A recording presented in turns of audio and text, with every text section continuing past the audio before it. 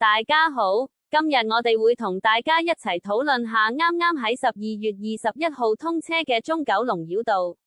興建目的，疏導以下主要道路交通，道路包括呈祥道、龍翔道、界限街、太子道西東、亞皆老街、西九龍走廊、渡船街、東九龍走廊、啟德隧道。好處，隧道內冇出入口，不准轉線，減少混亂。連接無交通燈嘅觀塘繞道，比行龍翔道、觀塘道去將軍澳、油塘快。缺點，出口多，入錯線就要在出口切線，有機會塞車，而且比行7號幹線往返新界西及九龍東的車程里數時間少唔到好多。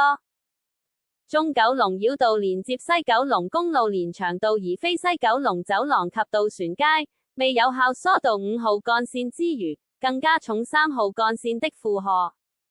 預期效果，由於比行7號幹線嘅優勢不大，加上未來收費8港元蚊，故預計大部分車輛會繼續使用呈祥道、龍翔道往返新界西及九龍東。其吸引之處，在於往返九龍東西唔停燈號，比界限街、太子道西東、亞皆老街更省時，唔使同塞車的1號幹線交匯，比5號幹線吸引。仲有，中九龍繞道能接駁觀塘繞道，往返將軍澳、油塘、藍田。